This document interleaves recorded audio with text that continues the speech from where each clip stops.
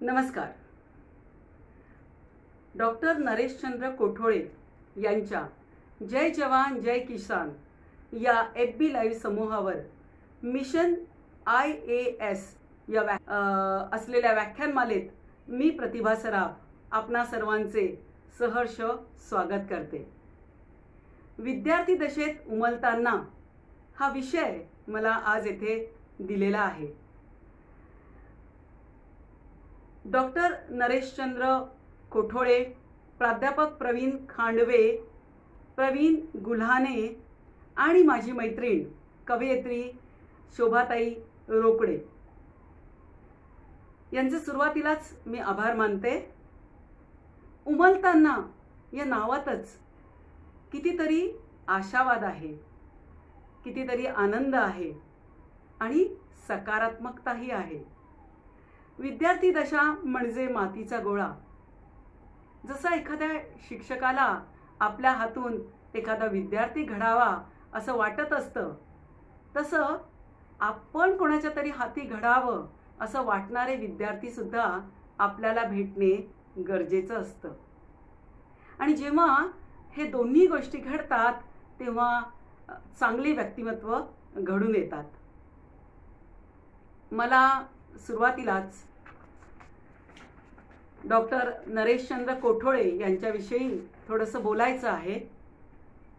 Doctor Nareshchandra Kothole हे भारतीय महाविद्यालयामधून मराठीचे प्राध्यापक म्हणून सेवानिवृत्त झालेले आहेत. गेल्या 20 वर्षांपासून डॉक्टर पंजाबराव देशमुख IAS अकादमीचे संचालक म्हणून ते कार्यरत आहेत. त्यांची 73 पुस्तके प्रसिद्ध झालेली आहेत आणि संपूर्ण भारतामध्ये साधारण 15,000 स्पर्धा परीक्षा कार्यशाळा त्यांनी घेतलेल्या आहेत. भारतातील बहुतेक महत्त्वाच्या शहरांमध्ये मी IAS अधिकारी होणारच या विषयावर त्यांनी व्याख्याने दिली आहेत. सर, आज मला खूप आनंद होतो एका गोष्टीचा की आज तुम्ही मला कालच निकाल जाहीर झाला आणि तो निकाल मला आज इथे अनाउन्स करायचा आहे. तर हे व्याख्यान देताना मला आज अभिमान वाटतोय की हा निकाल मी जाहीर करत आहे. तर कालचा जो निकाल आहे तर IAS टॉपर प्रतिभा वर्मा ही मिशन IAS या परिवारातील आहे आणि दुसरा विद्यार्थी विशाल नरवाडे आणि पूनम ठाकरे हे सुद्धा मिशन IAS परिवारातील आहेत. मला असं वाटतं की भारताचे भूतपूर्व राष्ट्रपती APJ अब्दुल कलाम जे भारतरत्न होते, त्यांनी असं म्हटलेलं आहे की माणसाला झोपेत पडतात ती स्वप्ने नव्हे, तर स्वप्नांनी माणसाची झोप उडाली पाहिजे. तर आज आपण या व्याख्यानाला आता सुरुवात करूया. माणसाला दोनच गोष्टी हुशार बनवतात. एक, त्यांनी वाचलेली पुस्तके आणि दुसरी त्यांना भेटलेली माणसे. तर आज मला पुस्तकातून आणि WhatsApp फेसबुकवरूनही जे काही मी वाचलं आहे आणि मला जी काही आयुष्यात माणसं भेटली आहे त्याविषयी आज या व्याख्यानात मी बोलणार आहे. तर मी नेहमी विचार करते की जेव्हा विद्यार्थी कॉलेजमध्ये येतात तेव्हा नेमक्या कोणत्या आवडीनिवडी घेऊन ते कॉलेजपर्यंत पोहोचलेले असतात.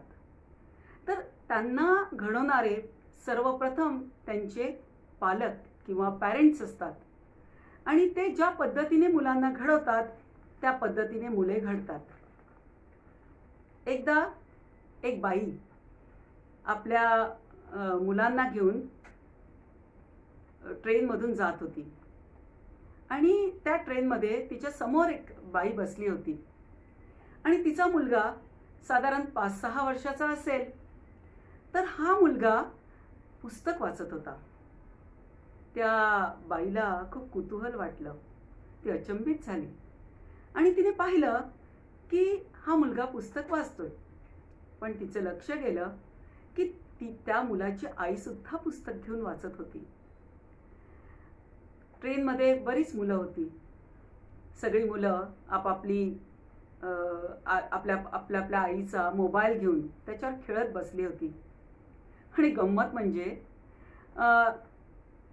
ही जी मुलं होती त्यांच्याकडे त्यांच्या आया खूप कौतुकाने, कौतुकभऱ्या नजरेने पाहत होते. कोडेकर सर नमस्कार, कोठोडे सर नमस्कार. तर कौतुकभऱ्या नजरेने त्यांच्या आया त्यांच्याकडे पाहत होत्या. न राहून या बाईने विचारले की मला खूप नवल वाटतंय की तुमचा मुलगा कसं काय पुस्तक वाचतोय. मुलं आजकाल ऐकत नाहीत, त्यांना हवं तेच ते करतात. तर ती बाईने पुस्तक आपल्या बाजूला ठेवलं आणि ती शांतपणे म्हणाली की मॅम, मुलांच्या बाबतीत तुम्ही जे म्हणताय ते सत्य आहे की मुलं ऐकत नाहीत. पण मुलांचा एक दुसराही गुणधर्म आहे, गुण आहे त्यांच्यामध्ये एक, की मुलं अनुकरणशील असतात. जेव्हा मी पुस्तक घेऊन वाचत बसते तेव्हा माझा मुलगा सुद्धा पुस्तक घेऊन वाचतो. वाक्य खूप छोटंसं आहे पण खूप महत्त्वाचं आहे. एखाद्या घरात आजी आजोबा, बहीण भाऊ, आई वडील सगळेच जण जर मोबाईल घेऊन त्याच्याकडे पाहत बसले तर त्या छोट्याशा मुलाला त्याच गोष्टीचं आकर्षण नाही का वाटणार. किती साधी आणि सोपी गोष्ट आहे. त्यामुळे संस्कार आपल्या मुलांना आपणच दिले पाहिजे आणि आपल्याकडे पाहून मुलं संस्कार घेतात हे कायम लक्षात ठेवलं पाहिजे. तर मी पुढच्या गोष्टीकडे जाते. मला आरती डोगरा नावाच्या मुलीची कथा सांगायची आहे. आपल्या हातामध्ये व्हॉट्सॲप असतं, फेसबुक असतं, पण आपण त्याच्यातून नेमकं काय घ्यायचं हेही आपल्याच हातात असतं. अशीच व्हॉट्सॲपवर मला ही कथा वाचायला मिळाली आणि मला खूप छान वाटलं ही कथा वाचून. प्रगल्भ झाल्यासारखं वाटलं की या मुलीची उंची ही निव्वळ 3 फूट 6 इंच. जन्म उत्तराखंड येथे झाला.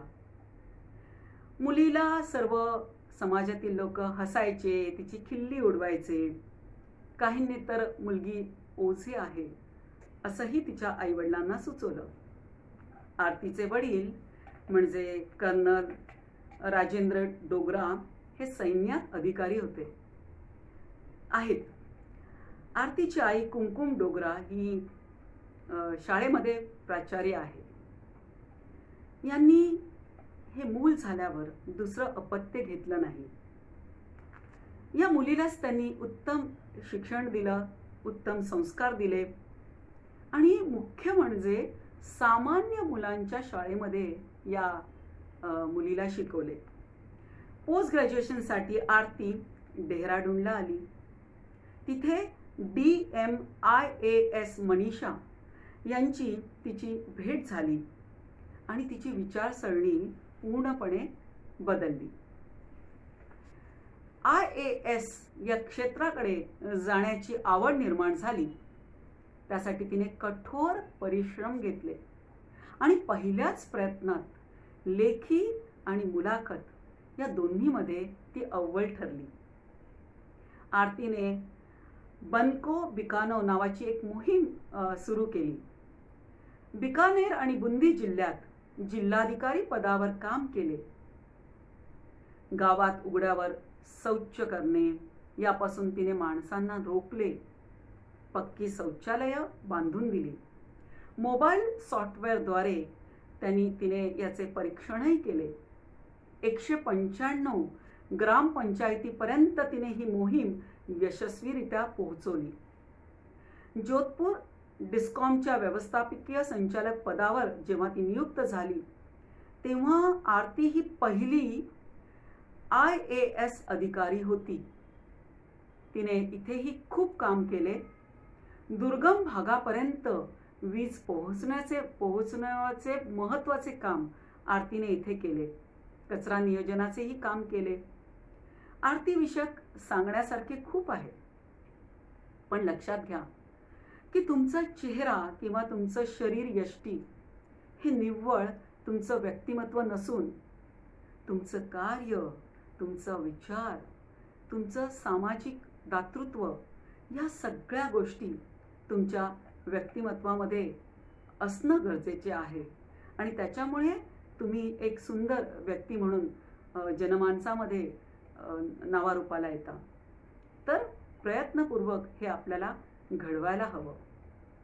एका फुग्यावर एक सुंदर वाक्य लिहिलेलं होतं की जे बाहेर आहे ते नाही, जे बाहेर आहे ते नाही, पण जे आत आहे ना तेच आपल्याला उंच आकाशात घेऊन जातं.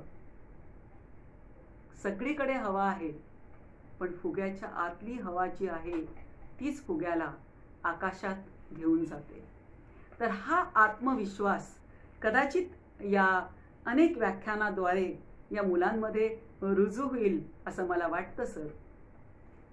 एका भिल्लाच्या मुलाची मी कथा तुम्हाला ऐकवणार आहे, ज्याचं नाव आहे राजेंद्र भारुड. साक्री तालुक्यातील सामोडे गावातील हा मुलगा राजेंद्र. उसाच्या पालाची झोपडी हेच त्याचे घर. त्याचा जन्म होण्याआधीच त्याचे वडील स्वर्गवासी झाले आणि गरिबीमुळे कधी वडिलांनी स्वतःचा फोटोही काढलेला नव्हता. त्यामुळे जन्मल्यापासून राजेंद्र यांनी कधीच आपल्या वडिलांना ते पाहू शकले नाही, फोटो सुद्धा पाहू शकले नाही. कसं असतं ना की खूपच गरिबी होती घरामध्ये. जमीन नव्हती, शेती नव्हती, कर्ता पुरुष घरामध्ये नाही. आणि अशा वेळेस त्यांची आई होती, तिने मोहाची दारू विकण्याचा गाळपाचा व्यवसाय सुरू केला. आणि काय व्हायचं की जेव्हा हे गिराईक दारू प्यायला यायचे संध्याकाळच्या वेळेस, तेव्हा कधी कधी हा राजेंद्र रडत असायचा.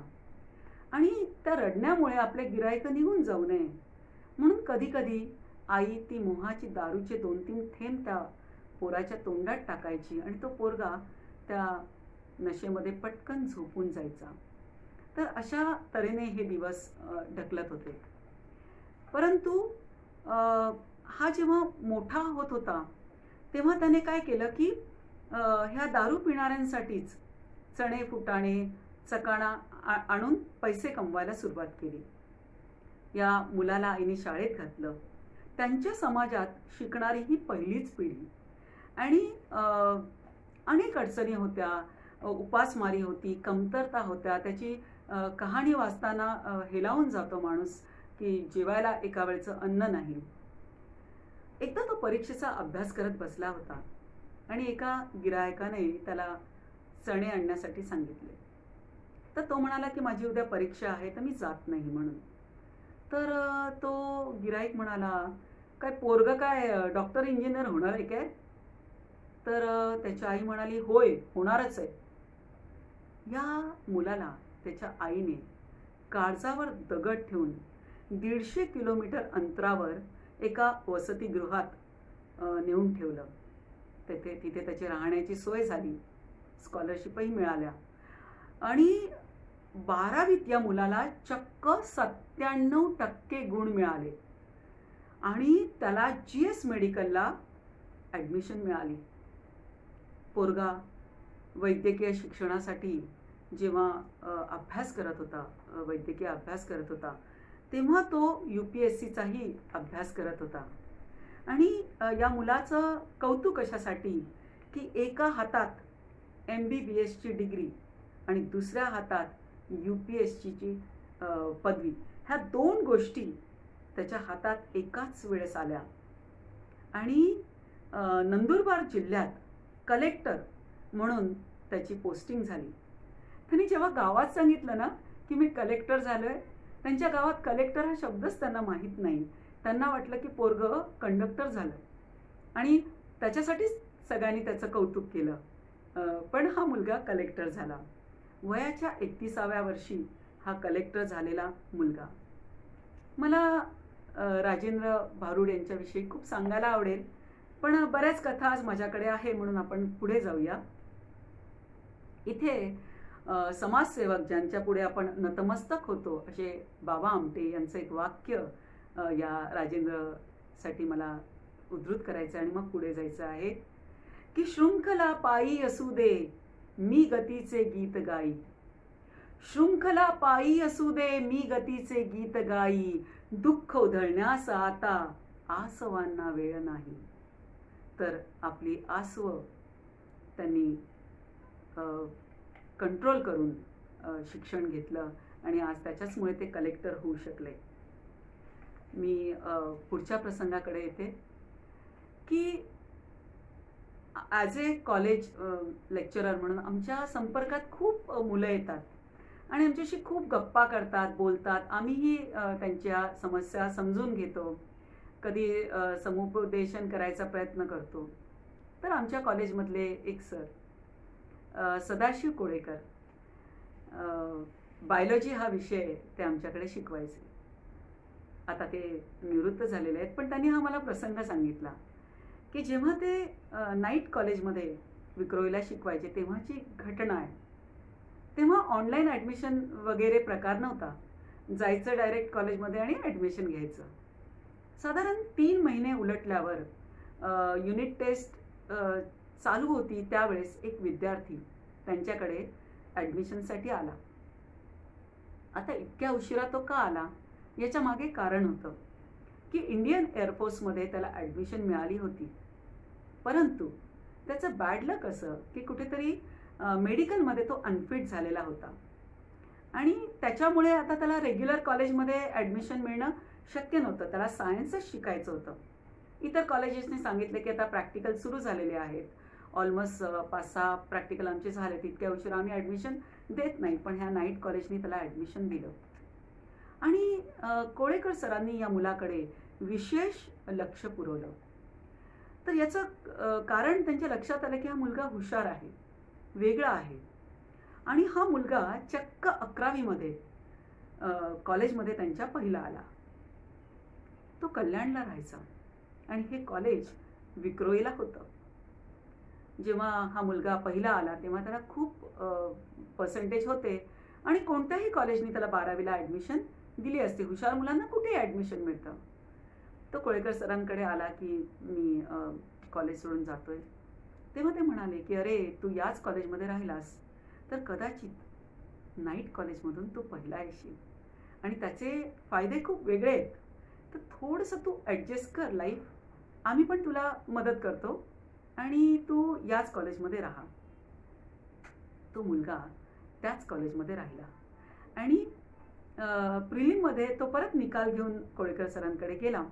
तेव्हा त्यांनी त्याचा निकाल पाहिला आणि ते म्हणाले अरे केमिस्ट्री हा विषय तसा पैकी गुण मिळतात असा आहे, तुला कमी गुण मिळाले त्याच्यामध्ये, तू जरा या विषयाकडे जरा जास्त लक्ष दे. त्या मुलांनी त्या विषयाकडे जास्त लक्ष दिले. 12वी बोर्डाचा निकाल लागला आणि चक्क या मुलाला केमिस्ट्रीमध्ये 100 पैकी 100 गुण मिळाले. इतकंच नव्हे तर त्याला तो नाईट कॉलेजमधून त्या वर्षी पहिला आला आणि त्याला मोठमोठ्या रकमांचे पारितोषिकं मिळाली आणि खूप कौतुक झालं. त्याला स्कॉलरशिप मिळाले, मानसन्मान मिळाले आणि त्याचा जो ओढा होता त्याप्रमाणे 12वी नंतर तो मर्चंट नेव्हीमध्ये गेला. तर या मुलाचं नाव स्वप्नील जोशी. कोळेकर सर, खूप चांगला तुम्ही हा प्रसंग मला सांगितलात. मला इथे एवढंच सांगायचं आहे की कधी शारीरिक क्षमता कमी पडते, कधी मानसिक लेवलवर आपण बिघडलेलं असतं, आपलं मनोधैर्य नसतं, कधी कधी कोणत्या गोष्टीसाठी आपण तयार नसतो आणि कधी कधी आर्थिक अडचणीही असतात. तर सगळ्यांवर आपण मात करायला शिकलं पाहिजे. यानंतरची छोटीशी कथा तुम्हाला सांगणार आहे. ही कथा माझ्यासाठी प्रचंड हृदयस्पर्शी कथा आहे, कारण तेव्हा मी नव्यानेच कॉलेजमध्ये लेक्चरर म्हणून लागले होते. भौतिकशास्त्र शिकवायचे मी आणि मी कविताही लिहित होते. तर मी ती कविता लिहिताना असं एक लिहिलं होतं की शिक्षक आणि विद्यार्थ्यांमध्ये एकच फरक असतो. शिक्षक आणि विद्यार्थ्यांमध्ये एकच फरक असतो. कधी काळी शिक्षक सुद्धा विद्यार्थी असतो. तर हे माझं विद्यार्थी असणं मी आजपर्यंत विसरली नाही, कारण विद्यार्थ्यांकडून मी खूप शिकत आलेली आहे. तसाच एक गुणी विद्यार्थी माझ्या कॉलेजमध्ये मला लाभला. त्याचं नाव प्रशांत. त्यांनी कॉलेजमध्ये ॲडमिशन घेतल्यावर माझ्या लक्षात, तर या मुलाचं नाव प्रशांत. त्याच्या नावातच शांत शब्द असल्यामुळे की काय, हा मुलगा फार गुणी होता. आणि त्यावेळेस आम्हाला प्रकाशकांकडून खूप सारी पुस्तकं भेट मिळायची, ज्याच्यामध्ये टेक्स्टबुक्स असायचे, ज्याच्यामध्ये प्रॉब्लेम्स बुक्स असायचे, ज्याच्यामध्ये नवनीत गाईड वगैरेही असायचे. तर आमच्या शिपायांनी सांगितले की हा माझा शेजारी राहणारा मुलगा आहे, तर याला काही पुस्तकं तुम्ही द्या. तर त्याला खूप सारी पुस्तकं मी दिली. खूप उत्साहात तो कॉलेजमध्ये यायचा. प्रॅक्टिकल सुरू झालं. आमचे प्रॅक्टिकल ना सकाळी 8 वाजता असतात आणि आमचे लेक्चर्स कॉलेजमध्ये दुपारी 12:30चे असायचे. हा मुलगा बरोबर 12:30ला रोज कॉलेजमध्ये यायचा. रेग्युलर मुलगा होता. परंतु हा मुलगा हा प्रॅक्टिकलला मात्र 8 वाजता पोहोचू शकायचा नाही. तर पहिल्या दिवशी तो उशिरा आला, 8:30 पावणे 9ला. मी त्याला ओरडले. दुसऱ्या प्रॅक्टिकलला पण हा उशिरा आला. मग मात्र मी त्याच्यावर चिडले. घेतलं त्याला प्रॅक्टिकलला लॅबच्या आतमध्ये, पण खूप चिडले. तिसऱ्या प्रॅक्टिकलला मात्र मला त्याला लॅबच्या बाहेर घालवावं लागलं, कारण काही डिसिप्लिन नावाची गोष्ट असते आणि एकाला घेतलं तर सगळ्या मुलांनाच आपल्याला घ्यावं लागेल आणि सगळाच क्लास उशिरा यायला लागले, म्हणून त्याला बाहेर घालवलं. आणि चौथ्या प्रॅक्टिकलला हा काही उगवला नाही. मग मी आमच्या शिपायाला म्हटलं, अरे बाबा, तो तुझा जो शेजारी राहणारा मुलगा आहे तो का आला नाही बाबा आठवडाभर कॉलेजमध्ये? तर तो म्हणाला की नाही मॅडम, तो म्हटला की मला शिकायचंच नाही आहे. तर मी माझ्या शिपायाला म्हटलं की अरे तू एक काम कर ना, त्याला कसंही प्रेमाने इकडे घेऊन ये, आपण त्याला विचारूया की त्याला का शिकायचं नाही आहे. आणि मग तो त्याला घेऊन आला. तो त्याला घेऊन आल्यानंतर आम्ही त्याच्याशी त्याला म्हटलं की अरे काय झालं बाबा? मग तो मुलगा रडायला लागला आणि त्याने मला सांगितलं की मॅम, माझी आई आत्ताच 6-8 महिन्यापूर्वी गेली आणि माझ्या घरामध्ये माझी 2 लहान भावंडं आहेत. तर सकाळी उठून मला खूप कामं असतात. म्हणजे स्वयंपाक करायचा असतो, त्या दोन्ही भावंडांचे डबे भरायचे असतात, त्यांची वेणी घालायची असते, भांडी घासायची असतात. एखाद्या बाई माणसासारखं किराणा माल आणण्यापासून, भाजी आणण्यापासून मला सगळी कामं घरातली करावी लागतात. मला खूप वाईट वाटलं आणि मला जाणीव आहे की इतकं सगळं करून हा कसा 8 वाजता पोहोचणार. म्हटलं, बाळा काही हरकत नाही, तू कितीही उशिरा कॉलेजमध्ये प्रॅक्टिकलला ये, मी तुला आत घेईन. हे तर झालं फिजिक्सच्या बाबतीत. परंतु ही गोष्ट मी केमिस्ट्री आणि बायो लॅबमध्ये सांगायची विसरले. आणि जी उपस्थिती असते ती त्याची त्या 2 प्रॅक्टिकलमध्ये कमी पडली आणि पालक सभेसाठी या मुलाला पत्र गेलं. तर हा पालक सभेसाठी एकटाच आला, कारण त्याचे वडील BMCमध्ये पाणी खात्यात होते आणि सकाळी साधारण 4 वाजता त्यांना तिथे जावं लागायचं आणि दुपारी 3-3:30 पर्यंत त्यांना काम असायचं आणि आमची मीटिंग 12-12:30ची असावी. आईच्या आजारपणामुळे त्यांना खूप सुट्ट्या गेल्या होत्या, त्यांना सुट्टी घेता आली नाही. आणि हा मुलाला आमच्या कॉलेजमधला जो कोणी पालक सभा घेणारा टीचर होता, तो त्याला खूप ओरडला आणि तो प्रचंड दुखावला गेला आणि परत त्यांनी कॉलेजमध्ये येणं बंद केलं. मी परत आमच्या शिपायाला सांगितलं की अरे जा बाबा, त्याला घेऊन ये कसंही करून. तर शिपाई म्हणाले की नाही, आता तो काही यायला तयार नाही आहे आणि त्याने सांगितलं मला शिकायचंच नाही आहे. मग खूप प्रयत्न करून सुद्धा होईना. मग मीच म्हटलं की चल, मी तुझ्याबरोबर येते त्याच्या घरी. आणि मी त्याच्या घराच्या बाहेर उभी राहिले, कोपऱ्यावर रस्त्यात, आणि आमचा शिपाई जाऊन त्याला घेऊन आला घरातून. रस्त्यावर आम्ही बोलत उभं होतो आणि मग मी त्याला खूप समजावलं की अरे प्रशांत, असं नसतं, माझी पण चूक झाली, मी खरं तर केमिस्ट्री आणि बायोवाल्यांना सांगितलं असतं तर कदाचित तुला कोणी बोललं नसतं. तुझी अडचणच त्यांना माहीत नाही ना, आपल्याला माहीतच नसते माणसाची अडचण.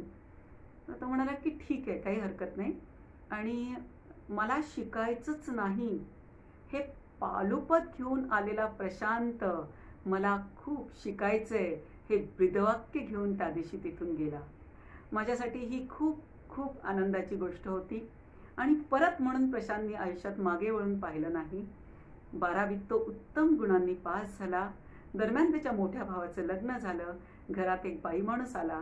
त्यामुळे घरातली छोटी मोठी कामं, भांडी घासणं असो, स्वयंपाक करणं असो किंवा भावंडांना सांभाळणं असो, ही सगळी कामं त्याला आता करावी लागायची नाही. त्याने माझ्याच कॉलेजमध्ये BScला ॲडमिशन घेतलं आणि प्रत्येक टीचर्स डेच्या दिवशी आणि गुरुपौर्णिमेच्या दिवशी तो माझ्यासाठी फुलं घेऊन यायचा. तर त्या फुलांचा सुगंध अजूनही मला तो जाणवतो. आणि तो 12वी नंतर जेव्हा पेढे घेऊन आला तेव्हा त्याच्या डोळ्यातली चमक मला अजूनही जशीच्या तशी आठवते. तर या मुलाचं सांगायची पुढची गंमत अशी की तो 3rd इयर BScला माझ्या कॉलेजमध्ये होता आणि त्याने मला सांगितलं की मॅम उद्या 5 वाजता तुम्ही माझ्यासोबत यायचे. म्हटलं अरे कुठे जायचे, काय, मला काहीतरी सांगशील की नाही. म्हटलं मला एकही प्रश्न विचारायचा नाही, कॉलेजच्या मागच्या गल्लीमध्ये तुम्हाला माझ्यासोबत यायचे. म्हटलं हरकत नाही.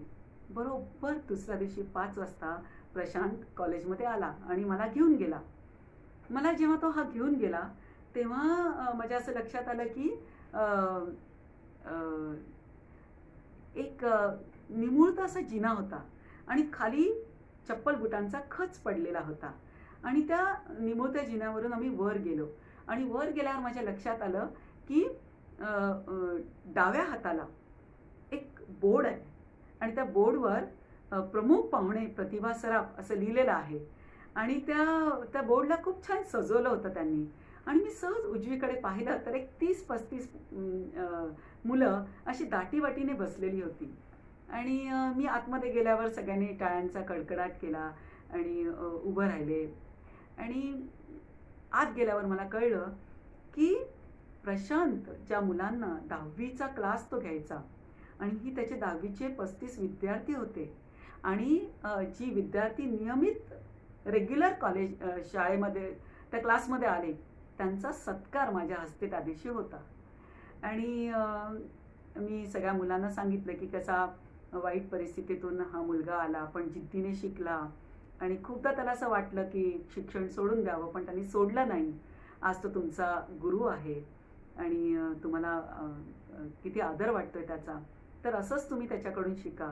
त्याच्या काही विद्यार्थ्यांनी सुद्धा त्याच्याविषयी खूप भरभरून भाषणं केली त्या दिवशी आणि प्रशांतविषयी सगळं ऐकताना माझा ऊरसुद्धा खूप भरून आला आणि मीच लिहिलेल्या ओळी मला आठवल्या की त्याच कवितेतल्या पुढच्या ओळी अशा होत्या की शिक्षक आणि विद्यार्थ्यात अगदीच फरक नसतो. शिक्षक आणि विद्यार्थ्यात अगदीच फरक नसतो. खूप काही शिक्षकही विद्यार्थ्यांकडून शिकतो. शिक्षक आणि विद्यार्थ्यात अगदीच फरक नसतो. खूप काही शिक्षकही विद्यार्थ्याकडून शिकतो. एक शिक्षक लाखो विद्यार्थी घडवतो. एक शिक्षक लाखो विद्यार्थी घडवतो पण नेहमी विद्यार्थ्यात भावी शिक्षक शोधतो. पण नेहमी विद्यार्थ्यात भावी शिक्षक शोधतो. तर असा एक भावी शिक्षक मला माझ्या आयुष्यात सापडला. तर मला मुलांनो हेच तुम्हाला सांगायचं आहे की खूप अडचणी असतात आयुष्यात. खूप प्रत्येक दिवशी नवीन अडचण असते पण कधीही आयुष्यात हरायचं नाही. तरच तुम्हाला संधी कधीच चालू देतात. सुवर्ण संधी कधीच मिळत नसते पण मिळेल त्या संधीचं तुम्हाला सोनं करता आलं पाहिजे आयुष्यात. तर अजून एक माझी कथा आहे उंच उंच झोका. ह्या प्रशांतची कथा असो किंवा आता मी सांगत असलेल्या मयूरची कथा असो तर ह्या सत्य कथा आहेत. माझ्या विद्यार्थ्यांच्या कथा आहेत. तर आमच्या घरामध्ये कधीच रिमोट कंट्रोल टीव्हीचा मला हाती मिळत नाही.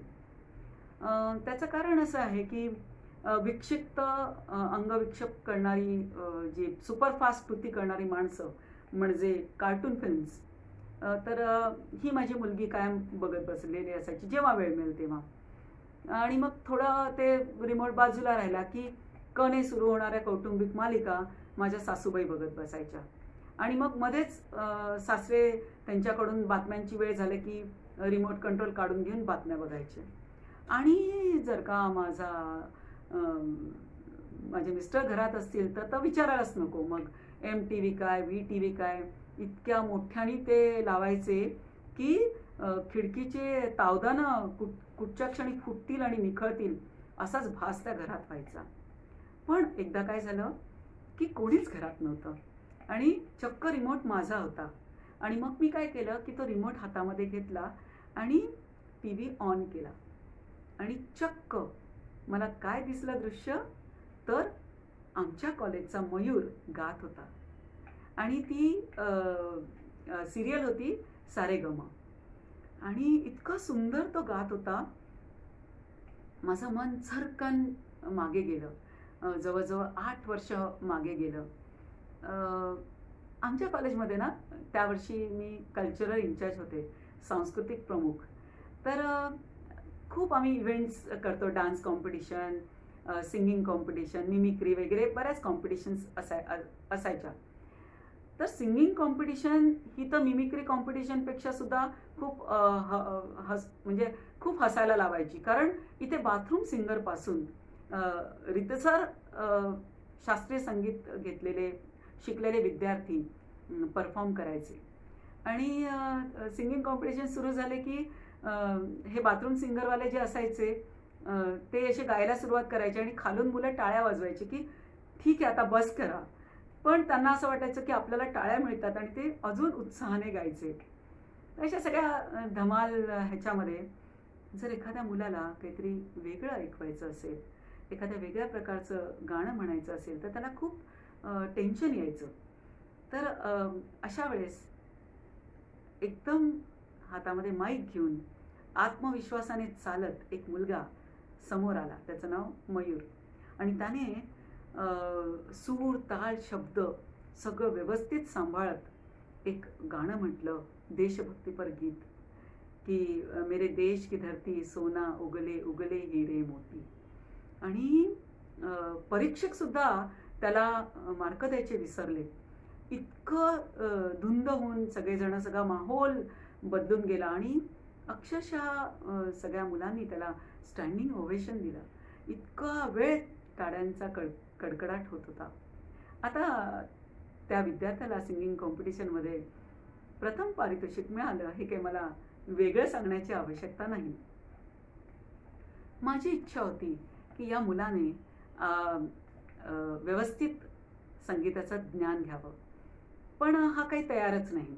मी त्याला एकदा बोलवून सांगितलं, दोनदा बोलवून सांगितलं, तो काही तयार नाही झाला. मग मी आमच्या प्रिन्सिपल बरोबर थोडंसं सेटिंग केलं. म्हटलं सर मी या मुलाला घेऊन येते. गीतेश स्वागत.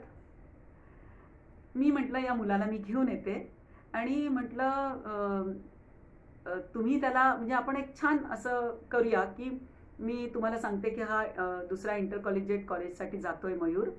तर तुम्ही म्हणा की अरे गाऊन दाखव. आणि तो गायल्यावर त्याला विचारा अरे वा कुठे शिकतोयस का. मग तो म्हणेल की मी शिकत नाही. मग तुम्ही म्हणा की तू शिकलं पाहिजे. पूर्ण सेटिंग होती. मयूरला मी घेऊन आतमध्ये गेले तर सर म्हणाले या मुलाला पाठवताय का, हा याला गाता बिता येतं का. म्हटलं हो सर गाता येतं, खूप छान गातो. अरे गाऊन दाखव रे. आणि मयूरने काहीतरी 2 ओळी म्हटल्या. सर म्हणाले वा छान गातो, कुठे गाणं शिकतोस. तर तो म्हणाला नाही सर मी शिकत नाही. मग ते म्हणाले की नाही नाही शिकायला पाहिजे, किती चांगलं गातो, थोडंसं ज्ञान मिळालं तर खूप फरक पडेल तुझ्या आयुष्यामध्ये, प्रोफेशनल तू गाऊ शकशील वगैरे. तर त्यांनी ठीक आहे म्हटलं आणि त्यांनी काही लक्ष दिलं नाही त्याच्याकडे. आमचा तोही प्रयत्न फेल झाला. पुढच्या वर्षी माझ्या कॉलेजमध्ये MSc ला शिकणारा एक मुलगा होता. त्याचं नाव सुधाकर. आणि तो संगीतामध्ये त्याने बरंच ज्ञान मिळवलेलं होतं. पंडित ही उपाधी त्याला मिळालेली होती. आणि हा मुलगा जेव्हा माझ्या कॉलेजमध्ये त्याला आमच्याकडे काही पाहुण्यांना बोलवलं जातं आणि ते मुलांना लेक्चर देतात. तर हा MSc फिजिक्स असल्यामुळे मी याला मुद्दाम बोलवलं की फिजिक्समधले जे इन्स्ट्रुमेंट्स असतात त्याचा कसं काय संगीताशी नातं आहे हे उलगडून दाखवायला त्याला बोलवलं होतं. आणि जाणीवपूर्वक मी मयूरला एक काम दिलं. आणि ते काम असं होतं की या कार्यक्रमाचं व्हिडिओ शूटिंग तू करायचं. तर मयूर तयार झाला, कारण त्याच्या आवडीचं काम होतं ते. आणि माझी इच्छा होती की मयूरनी शब्द ऐकावा, तो सुधाकर काय बोलतो याचा. आणि सुधाकरने इतकं छान भाषण दिलं की अत्यंत गरिबी, कोणीतरी काका मामा पैसे देत होते म्हणून तो शिकत होता. आणि त्याला खूप गाणं शिकायची आवड होती आणि त्याच्यासाठी त्याच्याकडे पैसे नव्हते. तर तो एकदा रस्त्यावरून जात असताना त्याला कुठून तरी छान तान ऐकू आली. आणि ती ऐकल्यावर तो एका खिडकीकडे गेला आणि त्याच्या लक्षात आलं की आतमध्ये कोणीतरी गाणं शिकवत आहे. तो त्या कचऱ्यामध्ये खिडकीच्या खाली मांडी घालून बसला आणि मग ती त्याची रोजचीच सवय झाली. रोज संध्याकाळी तो एका वेळेवर यायचा आणि त्या गुरूंकडून गाणं शिकायचा. तर एक दिवशी त्या गुरुमाऊलीने पाहिलं की कोणीतरी एक मुलगा खाली खिडकीकडे बसतोय. मग तिने येऊन त्याला विचारलं की अरे तू आत चल. त्याला म्हणजे बकोटीला धरूनच आतमध्ये नेलं त्याला. आणि ती ओढत होती.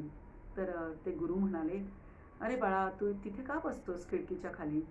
नाही सर, मला असं गाणं शिकायचं आहे गुरुजी. तर ते म्हणाले की मग तू आत का नाही येत. तर म्हणे माझ्याकडे तुमची गुरुदक्षिणा देण्यासाठी पैसे नाहीत. मग ते म्हणाले की किती दिवस झाले बसतोयस. 15 दिवस. ठीक आहे, मी काल शिकवलेलं तुला आठवत आहे का गाणं या मुलांना. त्यांनी इतकं सुंदर गाऊन दाखवलं की त्याच क्षणी त्या गुरूंनी त्याला गंडा बांधला आणि गाणं शिकवायला सुरुवात केली. तर ही या मुलाची कथा त्यांनी आपल्या भाषणामध्ये सांगितली. आणि मग मयूरला मी सांगितलं की अरे एडिटिंग पण कर याच्यामध्ये, हा भाग काप, तो भाग काप. माझी इच्छा होती की मयूरनी पुन्हा एकदा ते सगळं ऐकावं. आणि मला जे वर्ष दीड वर्षात जमलं नाही ते या भाषणाने जमलं. मयूर माझ्याकडे आला आणि दुसऱ्या दिवशी मला म्हणाला की मॅम कुठच्याही वयात आपण गाणं शिकू शकतो का. म्हटलं अरे कुठच्याही वयात गाणं शिकू शकतो, हा काय प्रश्न झाला का. म्हटलं माझा आवाज चांगला आहे, माझ्याकडे भरपूर वेळ आहे, माझ्याकडे भरपूर पैसा आहे, मी सहज गाणं शिकू शकतो. आणि त्याने गाणं रितसर गाणं शिकायला सुरुवात केली. आणि आज या सारेगम कार्यक्रमामध्ये तो गात होता शास्त्रीय बैठक असलेलं गाणं की मधुबन में राधिका नाचे रे, गिरधर की मुरलिया बाजे रे. आणि तो गात होता आणि त्या सगळ्या बासऱ्या माझ्या कानामध्ये अशा असंख्य बासऱ्या वाजतायत असा भास झाला. तर असं मुलांना कोणीतरी लिफ्ट देण्याची, कोणीतरी सांगण्याची की तुझ्याकडे हा गुण आहे, त्याला डेव्हलप कर. तर असे शिक्षक पण असावे लागतात, आपले सहकारी चांगले लागतात, मित्रमैत्रिणी चांगले लागतात, तरच मुलं आयुष्यामध्ये प्रगती करू शकतात. इथे मला एक शेर आठवतोय, कोणाचा आहे मला माहीत नाही, की मंजिलें उन्हीं को मिलती है, मंजिलें उन्हीं को मिलती है जिनके सपनों में जान होती है, मंजिलें उन्हीं को मिलती है जिनके सपनों में जान होती है. पंखों से कुछ नहीं होता, पंखों से कुछ नहीं होता, हौसलों से उड़ान होती है, हौसलों से उड़ान होती है. तर हा मयूर आज एक उत्कृष्ट आणि नावाजलेला गायक झालेला आहे. तर अशी मुलं मला आयुष्यात भेटली आणि मला त्यांचा अभिमान आहे सगळ्यांचा. एक थोडंसं खूप कथा या विद्यार्थ्यांच्या माझ्या मी लिहिलेल्या आहेत. मी थोडंसं वेगळ्या विषयाकडे वळते की जसं शिक्षक विद्यार्थ्यांना घडवत असतात तसे अनेक माध्यमंसुद्धा विद्यार्थ्यांना घडवत असतात. तर महाराष्ट्र टाइम्स या वर्तमानपत्राने मटा हेल्पलाईन नावाचा उपक्रम सुरू केला. म्हणजे 10वीत ज्या मुलांना खूप चांगले गुण मिळालेले आहेत, तर त्या मुलांची परिस्थिती नसते की कॉलेजमध्ये जावं किंवा शिकावं. तर त्या महाराष्ट्र टाइम्स या वर्तमानपत्रातून ते आवाहन करतात, त्या मुलाविषयी लिहितात की त्याची आई काय करते, वडील काय करतात आणि सगळं, त्याला किती मार्क मिळालेत वगैरे, त्याच्या आयुष्यामध्ये त्याला काय बनायचं आहे. आणि मग एक पैशाचा स्रोत सुरू होतो. तर हा खूप चांगला उपक्रम मटा घेतीये. तर खूप दानशूर व्यक्ती आहेत, फक्त त्यांना माहीत नसतं की नेमकं कोणाला आपल्याला मदत करायची आहे. तर हा सुंदर उपक्रमाद्वारे पुढे काय होतं, ज्यांना पैसे मिळतात, ज्यांना हेल्पलाईन मदत करते त्यांचं काय होतं. तर कालच्याच पेपरमध्ये बातमी होती. स्वप्नील जगन्नाथ पवार हा विद्यार्थी, ज्याचे वडील रिक्षा चालवायचे आणि आई ही गृहिणी होती. परिस्थिती बेताची, परंतु त्याला 10वीत 93% गुण मिळाले आणि मटा हेल्पलाईनमध्ये त्याचं नाव शाळेने घातलं होतं आणि त्याला चक्क 1.5 लाख रुपये मदत मिळाली. आणि या 1.5 लाख मदतीच्या जोरावर त्यांनी 12वीत 90% गुण मिळवले आणि पुण्यातील विश्वकर्मा इन्स्टिट्यूट ऑफ इंजिनिअरिंगमध्ये केमिकल इंजिनिअरिंगमध्ये त्यांनी प्रवेश घेतला. त्याला त्या काळामध्ये सिव्हिल सर्व्हिसेसमध्ये काम करायचे स्वप्न त्याने बाळगले आणि फॅब्स इंटरनॅशनलमध्ये नोकरी करता करता UPSCचा अभ्याससुद्धा त्याने केला, कोणताही क्लास न लावता. कारण 9 ते 6 नोकरी आणि त्याच्यानंतर जे उर्वरित 4-5 तास त्याच्या हाती लागायचे तितक्यात तो स्वतः अभ्यास करायचा. आणि या सगळ्या काळामध्ये त्याला युनिव्हर्सल अकॅडमीचे प्राध्यापक राम खैरनार यांचे मार्गदर्शनही मिळाले आणि इंडियन फॉरेन सर्व्हिसेसमध्ये त्याने आता करिअर करायचे ठरवले आहे. तर ही जी मटा हेल्पलाईन आहे यासारख्या अनेक माध्यमांद्वारे मुलांना मदत दिली जाते, मदत केली जाते. फक्त आपण ती व्यवस्थित शोधली पाहिजे की कोणत्या संस्था मदत करतायत, त्यांच्यापर्यंत सुद्धा योग्य व्यक्ती पोहोचली पाहिजे किंवा ज्यांना याची माहिती आहे त्यांनी या मुलांना तिथपर्यंत पोहोचवलं पाहिजे असं मला वाटतं. तर आत्तापर्यंत मी 50 ते 55 व्यक्तिचित्रणं केलेली आहेत. तर मला फक्त काही व्यक्तिचित्रणांचा खास उल्लेख करायचा आहे की ज्याच्यातून तुम्हाला पूर्ण सकारात्मकता मिळू शकेल. तर म्हणजे मधु मंगेश कर्णिक, चन्ना नवरे, संगीतकार यशवंत देव, कविवरे शंकर वैद्य, सुरेश वाडकर, बरेच व्यक्तिचित्रणं आहेत त्याच्यामध्ये. पण मला खास एका व्यक्तिचित्रणाविषयी सांगायचं आहे. या मुलाचं नाव अनिल विठ्ठल कदम. असाच महाराष्ट्र टाइम्स मी एकदा वाचत होते आणि त्याच्यात एक बातमी वाचली की अनिल विठ्ठल कदम या मुलाला रात्रशाळेतून हा विद्यार्थी प्रथम हे मिळालेलं आहे, त्याला पहिला आलेला आहे. मी त्या कॉलेजमध्ये गेले आणि त्यांच्याकडून त्याचा पत्ता मिळवला. त्यांनी मला पत्ता दिला. आमच्याकडे मुंबईमध्ये मानकुर्दला एक प्रचंड मोठी अशी झोपडपट्टी आहे. या मुलाच्या शोध घेण्यासाठी मी त्या झोपडपट्टीत शिरले. तब्बल 3 तास मी फिरत होते, त्याचा पत्ता सापडू शकला नाही. तुम्ही विचार करू शकता की कशी घरं असतील, कशा आतल्या गल्ल्या असतील.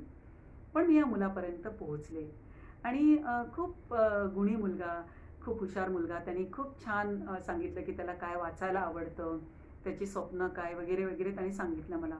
आणि त्यांनी मला एक गोष्ट सांगितली की दिवसभर तो नोकरी करायचा. सकाळी 7 ते 5 आणि 5 ते 9 तो या महाविद्यालयामध्ये शिक्षण घ्यायचा आणि त्याच्यानंतर प्लॅटफॉर्म नंबर 3वर एका दिव्याखाली बसून तो अभ्यास करायचा. असा हा गुणी विद्यार्थी. आणि त्याला तो प्रथम आला आणि त्याला आयुष्यामध्ये BCom करायचे आणि त्याच्यानंतर त्याला CA किंवा MBA करायचे, कारण नोकरी करता करता त्याला हे करता येईल. मी फार काळ मोठा निघून गेला मध्ये आणि जेव्हा या व्यक्तिचित्रणाचं पुस्तक करायचं मी ठरवलं तेव्हा सगळ्यांचे रिसेंट बायोडेटा मला असं वाटलं की या पुस्तकात असावे, म्हणून परत त्या पत्त्यावर मी त्याचा शोध घेण्याचा प्रयत्न केला. यावेळेसही मला तो मुलगा सापडू शकला नाही 2-3दा जाऊन. आणि एकदा अचानक मला माझी मैत्रीण रजनी कुलकर्णी माझ्यासोबत आली आणि आम्ही दोघींनी मिळून त्याचा पत्ता शोधून काढला. तर हा मुलगा,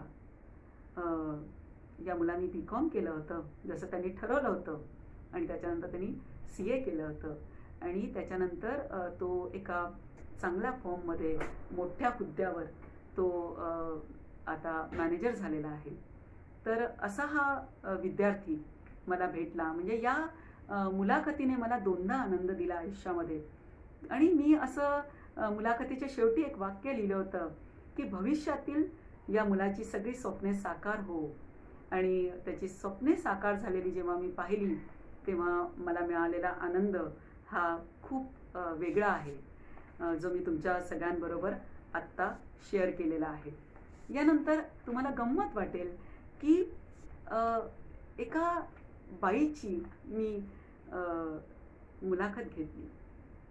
ह्या बाईचं वैशिष्ट्य असं की वयाच्या 75व्या वर्षी या बाईने पदवी मिळवली. या बाईचं नाव विजया साने. तर त्याचं असं झालं की स्त्रियांच्या बाबतीत ना फार मला वाईट वाटतं सांगायला की एक तर त्यांच्या खूप समस्या असतात. त्यांच्या शिक्षणाला दुय्यम महत्त्व दिलं जातं. घरात कोणतीही अडचण आली की सर्वप्रथम मुलीचं शिक्षण बंद होतं. लहान वयात लग्न होतात आणि मुलं झाली की शिक्षण पूर्णतः बंद होतं. ह्या बाईला मुलं झाली, नातवंड झाली, मुलं खूप उच्च शिक्षित झाली, नातवंड उच्च शिक्षित झाली आणि नंतर त्या बाईला आपल्या आयुष्यात थोडासा मोकळा वेळ मिळाला आणि तेव्हा केटी न घेता 3 वर्षात ती बाई BA झाली. मला खूप मी जेव्हा तिची मुलाखत घ्यायला गेली तेव्हा तिने एक तिची वही दाखवली आणि मी सहज वही चाळता चाळता त्याच्यावर एक लिहिलेलं वाक्य मला सापडलं की native ability without education is like a tree without fruit. ॲरिस्टॉटलचं हे कोट आहे आणि मला इतकं नवल वाटलं की कोट या बाईला तिच्या वहीत लिहावंसं वाटलं. आणि नेहमीच आपण म्हणतो की action speaks more than words, तर त्या बाईने करून दाखवलं. पण 75व्या वर्षी जेव्हा त्या बाईने पदवी मिळवली तेव्हा आपल्या समाजातले लोक तुम्हाला माहिती आहे खोचकपणे तिला म्हणाले की काय दिवे लावणार आहात तुम्ही या वयात BA होऊन. तर त्या बाईने समर्पक असं उत्तर दिलं की नवीन दिवे लावले नाहीत तरी चालतील, परंतु जळणारे दिवे विजायला नको, यासाठी मी शिक्षणाचा प्रसार आणि प्रचार करणार आहे. तर मला हे मुद्दाम अशासाठी परत परत सांगावंसं वाटतंय की एक तरुण पिढी आहे, हां, सळसळतं रक्त आहे, त्यांच्याकडे ताकद आहे, पण ही पिढी खूप डिप्रेस होती आहे, नैराश्यात जाती आहे, स्वतःचाच विचार करतात की मला वाईट वाटतंय, माझ्याच्याने होत नाही. ज्या आईवडिलांनी आपल्याला जन्माला घातले, ज्या शिक्षकांनी आपल्याला आत्तापर्यंत शिकवलं आहे, ज्या समाजाने आपल्याला वाढवलं आहे, त्या समाजाचा विचार न करता फक्त स्वतःचा विचार करून ते आत्महत्या करतायत. आणि यासाठी मला हे उदाहरण महत्त्वाचं वाटतं की या बाईला पदवी मिळवण्यासाठी 75 तिला गाठावी लागली, पण तिला जे तिने स्वप्न बाळगलं होतं ते तिने पूर्ण केलं. तर फक्त शेवटची 2 उदाहरणं मी देते आणि आज थांबते की माझे 2 जवळचे मित्र आहेत, तर त्यांच्याविषयी मी बोलणार आहे. पहिली आहे माझी मैत्रीण संगीता धायगुडे. तर लग्नानंतर तुम्ही विचार करा, 2 मुलं झाल्यानंतर ह्या बाईने तब्बल 19 वर्षानंतर, तुम्ही विचार करा 19 वर्ष, 10वीचं शिक्षण सोडल्यानंतर मध्ये 19 वर्षाचा गॅप आणि त्याच्यानंतर बाईने MPSCची परीक्षा दिली. इतकंच नाही तर ती पास होऊन शासन दरबारी तिची नियुक्ती झाली. मोठ्या मोठ्या पदावर आता ती काम करत आहे. पण जिद्द, मेहनत, आत्मविश्वास आणि जीवनाकडे बघण्याची सकारात्मकता ही मला तिच्याकडून नेहमीच ऊर्जा देते. हुमान हे तिचं आत्मचरित्र जरूर आपण कुठूनही मिळवून वाचावं असं मला वाटतं की त्याच्या असंख्य भाषांमध्ये रूपांतरित झालेलं आहे ते आणि शिवाय अनुवाद झालेले आहेत आणि त्याच्या कितीतरी आवृत्त्या निघालेल्या आहेत. तर तिच्याविषयी फार न बोलता मी फक्त सगळ्यांना आवाहन करीन की आपण हुमान हे जरूर वाचावं, तिचं आत्मचरित्र. आणि दुसरा माझा मित्र धनराज वंजारी. तर हे ॲडव्होकेट आहेत आता आणि ते निवृत्त ACP आहेत. तर अमरावती म्हणजे आपला हे पेज अमरावतीचं आहे म्हणून मला उत्साहाने सांगायला आवडेल की अमरावती जिल्ह्यातील शेंदुर्जना घाट या गावातील हा पोट्ट्या, पोट्ट्याच म्हणतात ना तिकडे त्या भागामध्ये, पहिलीत खांद्याला दप्तर लटकावून आईला म्हणाला की मला आई शाळेत सोड. तर आई म्हणाली, अरे बाबा आज रविवार आहे, शाळा बंद आहे. तर तो म्हणाला, नाही तू खोटं बोलतीयस, शाळा कधी बंद असते का? आणि मग आई त्या मुलाला घेऊन शाळेमध्ये गेली. शाळेचा दरवाजा बंद होता, त्याला कुलूप होतं. ते पाहून त्या मुलाला खूप वाईट वाटलं. आणि त्यावेळेस त्याला जे वाटलं, जे त्याने माझ्या मुलाखतीत मला सांगितलं, की ज्ञानमंदिराची कवाडं कशी काय बंद असू शकतात. आज आज मला खूप अभिमान वाटतो की या माझ्या मित्राकडे इतक्या पदव्या आहेत की फक्त पदव्यांची नावं घेतली तरी अर्धा तास जाईल. अनेक सुवर्ण पदकं या माणसाला मिळालेली आहेत. आणि या माणसाने विद्यार्थ्यांसाठी खूप काम केलं आहे, खूपच काम केलं आहे, खूप व्याख्यानं दिली आहेत. आणि तुम्ही 24x365 तुम्ही या माणसाला फोन करू शकता आणि कुठच्याही प्रकारच्या विषयावर तुम्ही त्याच्याशी डिस्कस करू शकता, त्याच्याकडून ज्ञान मिळवू शकता. तो स्वतःच एक ज्ञानमंदिर झालेला आहे असं मला वाटतं. आणि नकाशावर नगण्य असलेल्या शेंदूरजना घाट विदर्भातील छोट्याशा गावातून संयुक्त राष्ट्र UNO पर्यंतची स्वकर्तृत्वावर यशस्वीपणे त्यांनी जी गाठला तो दुसरा किनारा, तर असं हे व्यक्तिमत्व आहे. आणि आपण ठरवलं तर आपण काहीही करू शकतो, हेच मला तुम्हाला परत परत सांगायचं आहे. आणि म्हणूनच त्यांच्या मुलाखतीच्या शेवटी मी एक वाक्य लिहिलं की स्वदेशी पूज्यते राजा, स्वदेशी पूज्यते राजा, विद्वान सर्वत्र पूज्यते. तर असा हा विद्वान माणूस माझा मित्र आहे, याचा मला अभिमान आहे. हा लॉकडाऊनचा काळ चालू आहे. आपण सगळेच जण एका वेगळ्या वेगळ्या प्रकारच्या नैराश्यामध्ये आहेत. पण अशी अनेक माणसं आहेत की ज्यांच्याकडून आपण अनेक गोष्टी शिकू शकतो. का रे दुरावा फेम सुयश टिळक, ज्याच्या हस्ते माझ्या पुस्तकाचं प्रकाशन झालं, तर या अभिनेत्याने अनेक सिनेसृष्टीतल्या माणसांच्या मुलाखती घेतल्या. म्हणजे अगदी छोटे असतील कॅमेरा हँडल करणारे लोक किंवा मेकअपमन पर्यंतच्या पासून हिरो हिरोईनपर्यंत, डायरेक्टरपर्यंतच्या मुलाखती घेतल्यात. आता हे एक डॉक्युमेंटेशन झालेलं आहे, आपण पाहू शकता. डॉक्टर आनंद नाडकर्णी या मनोविकास तज्ज्ञ डॉक्टरांनी अनेक ऑडिओज केलेल्या आहेत. मला असं वाटतं की आपण ऐकाव्या. मला समोर डॉक्टर नारायण तांबे दिसत आहेत. ठाणे भूषण, ओतूर भूषण सभापती असलेले डॉक्टर नारायण तांबे मला वडिलांसमान आहेत. आणि त्यांनी या लॉकडाऊनच्या काळामध्ये 1 नाही 2 नाही 17 लोकांची व्यक्तिचित्रणं केली आणि अशी पूर्ण खूप छान व्यक्तिचित्रणं केली आहेत. आणि त्याचे ई-बुक्स प्रकाशनं त्यांनी केलेली आहेत. आणि त्यांनी 2 मुद्रांकित प्रकाशनं सुद्धा केलेली आहेत. आणि अजूनही त्यांचं काम चालू आहे. त्या माणसाकडून खूप शिकण्यासारखं आहे. कवी हृदयाचे आहेत आणि माणूस म्हणून त्यांचा मी मनापासून सन्मान करते. आज मला आनंद आहे की सर स्वतः इथे समोर उपस्थित आहेत. मला सैतोडेकर दिसत आहेत, मला गीतेश दिसतोय, मला तांबे सर दिसत आहेत आणि बाकीचे लोक मला वाटतं मागे गेलेले आहेत, मला दिसत नाही आहेत. पण ही सगळी माणसं आज समोर उपस्थित आहे, याचा मला आनंद आहे.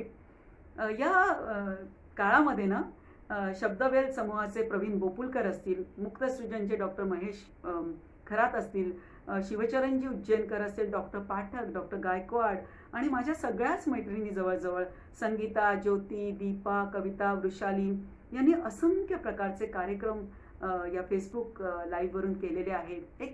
एक डॉक्युमेंटेशन त्याचं झालेलं आहे, जे आज इथे हा जो कार्यक्रम, हा व्याख्यान आहे, असे कितीतरी व्याख्यानं डॉक्टर नरेशचंद्र कोठोळे यांनी सगळे घेऊन ठेवलेले आहेत. आणि त्याचा खूप त्यांच्या विद्यार्थ्यांना 20,000 त्यांचे विद्यार्थी आहेत, त्यांना नक्कीच उपयोग होणार आहे. तर त्यांचे कार्यही किती मोलाचे आहे. मी आपल्याला सुरुवातीलाच सांगितलं की केवळ ₹1 1 दिवस इतक्या कमी खर्चामध्ये तुम्हाला ते शिकवतात. तर नसतं. हातावरच्या रेषांचं काय तसं काही विशेष नसतं, कारण ज्यांना हातच नसतात भविष्य त्यांचंही असतं.